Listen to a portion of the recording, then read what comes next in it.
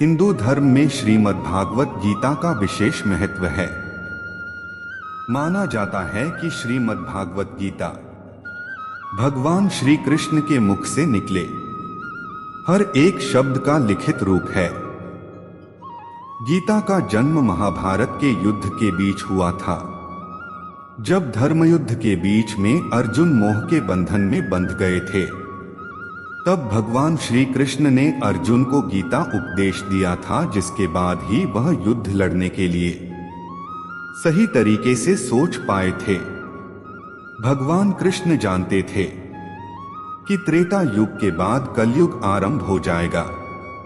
तब व्यक्ति मोह, माया, लोभ, छल के जाल में इस तरह फंस जाएगा कि उसे निकालने के लिए एक दिव्य ज्ञान की जरूरत पड़ेगी। तभी वह हर बंधन से मुक्त हो जाएगा।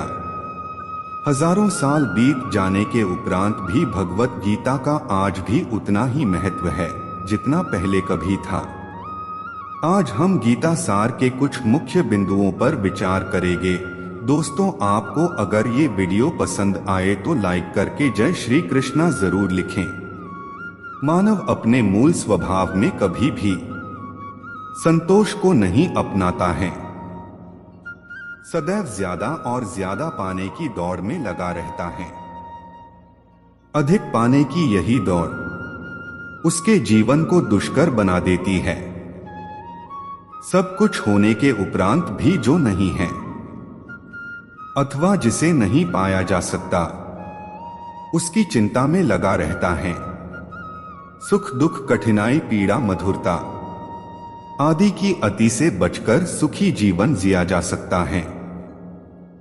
जीवन को सही दिशा में ले जाने के लिए एक मध्यमार्गी दृष्टि की अति आवश्यकता होती है।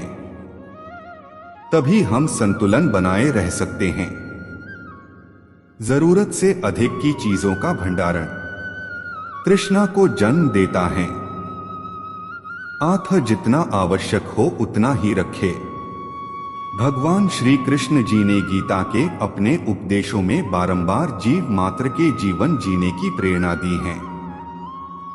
व्यक्ति स्व से हटकर दूसरों पर ध्यान देगा तो निश्चय ही वह स्वार्थ से दूर होकर संतोषी जीवन जी सकेगा। निजी स्वार्थ इंसान को केवल संकुचित दायरे में समेटकर रख देता है। एक दिन वह स्वयं को अकेला महसूस करने लगता है। लालच दर्पण पर पड़ी वह धूल है, जिसके कारण वह यथार्थ के दर्शन भी नहीं कर पाता है। खुशहाल जीवन जीने के लिए जरूरी है कि अत्यावश्यक लालच की प्रवृत्ति से बचकर रहा जाए और लोगों के बारे में भी सोचा जाए। तभी लोग हमारे बारे में सोचेंगे। परमेश्वर की खोज में आत्मा युगों से लगी है। जैसे प्यासे को जल की चाह होती है, जीवात्मा परमात्मा से बिछुड़ने के पश्चात महाकष्ट झेल रही है। जो सुख पूर्ण ब्रह्मा के सतलोक धाम में था, वह सुख यहां काल प्रभु के लोक में नहीं है। चाहे कोई करोड़पति है, चाहे पृथ्वीपति, चाहे सुरपति, क्योंकि जन्म तथा मृत्यु किए गए कर्म का भोग अवश्य ही प्राप्त होता है।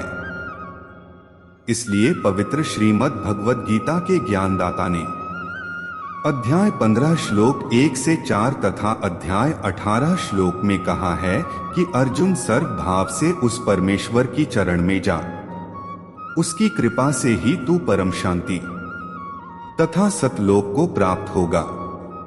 उस परमेश्वर के ज्ञान तत्व को तत्वदर्शी संतों के पास जाकर दंडवत प्रणाम कर तथा विनम्र भाव से प्रश्न कर। तब वे तत्वद्रष्टा संत आपको परमेश्वर का ज्ञान बताएंगे। फिर उनके द्वारा बताए गए भक्ति मार्ग पर सर्व भाव से लग जा।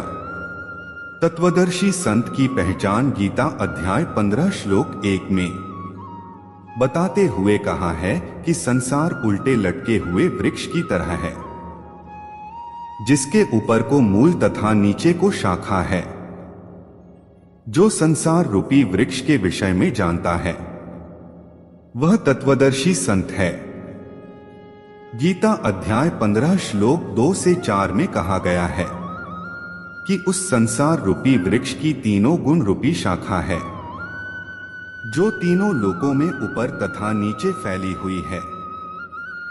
उस संसार रूपी उल्टे लटके हुए वृक्ष के विषय में अर्थात सृष्टि रचना के बारे में मैं इस गीता के ज्ञान में नहीं बता पाऊंगा। उसके लिए गीता अध्याय 4 श्लोक 34 में संकेत दिया गया है, जिसमें कहा गया है कि पूर्ण ज्ञान के लिए तत्वदर्शी संत के पास जा, वही बताएंगे। मुझे पूर्ण ज्ञान नहीं है। गीता अध्याय 15 श्लोक 4 में कहा गया है कि तत्वदर्शी संत प्राप्ति के पश्चात उस परमपद परमेश्वर की खोज करनी चाहिए, जहां जाने के पश्चात साधक पुनः लौटकर वापस नहीं आता है, अर्थात पूर्ण मोक्ष प्राप्त करता है। जिस पूर्ण परमात्मा से उल्टे संसार रूपी वृक्ष की प्रवृत्ति विस्तार को प्राप्त हुई है।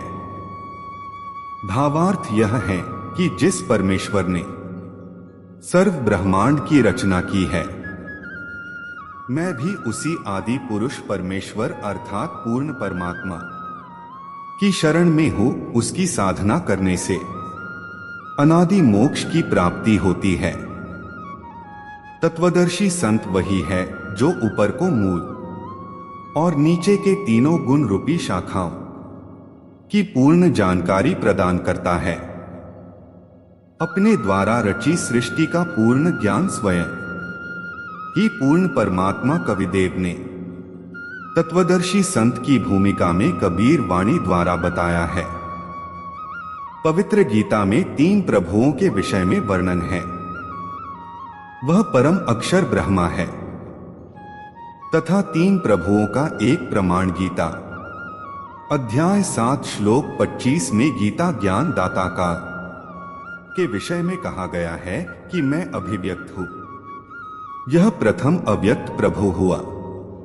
फिर गीता अध्याय 8 श्लोक 18 में कहा गया है, यह संसार दिन के समय अव्यक्त अर्थात परब्रह्मा से उत्पन्न हुआ है, फिर रात्रि के समय उसी में लीन हो जाता है।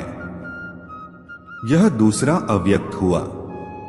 अध्याय 8 श्लोक 20 में कहा गया है कि उस अव्यक्त से भी जो दूसरा अव्यक्त है, वह परम दिव्य पुरुष सर्व प्राणियों के नष्ट होने पर भी नष्ट नहीं होता है। यह तीसरा अव्यक्त हुआ। यही प्रमाण गीता के अध्याय 2 श्लोक 17 में भी है कि नाश रहित उस परमात्मा को जान, जिसका नाश करने में कोई समर्थ नहीं है। अपने विषय में गीता ज्ञानदाता यानी ब्रह्मा प्रभु अध्याय 4 श्लोक 5 तथा अध्याय 2 श्लोक 12 में कहा गया है कि मैं तो जन्म मृत्यु में नाशवान हूं। उपरोक्त संसार रूपी वृक्ष की मूल तो परम अक्षर पुरुष अर्थात पूर्ण ब्रह्मा कविदेव है। इसी को तीसरा अभिव्यक्त प्रभु कहा है। वृक्ष की छाल से ही संपूर्ण पेड़ को आहार प्राप्त होता है। इसलिए गीता अध्याय 15 श्लोक 17 में कहा गया है कि वास्तव में परमात्मा तो क्षर पुरुष अर्थात ब्रह्मा तथा अक्षर पुरुष अर्थात परब्रह्मा से भी अन्य ही है, जो तीनों लोकों में प्रवेश करके सबका भरण पोषण करता है। वही वास्तव में अविनाशी है। क्षर का अर्थ है नाशवान, क्योंकि ब्रह्मा अर्थात गीता ज्ञानदाता ने तो स्वयं ही कहा है कि अर्जुन तू तथा मैं तो जन्म मृत्यु में है। अक्षर का अर्थ है अविनाशी। यहां पर ब्रह्म को ही स्थायी अर्थात परम विनाशी कहा गया है, परंतु यह वास्तव में अविनाशी नहीं है। यह चिरस्थायी है। जैसे एक मिट्टी का प्याला चाय पीने के काम आता है, वह गिरते ही टूट जाता है।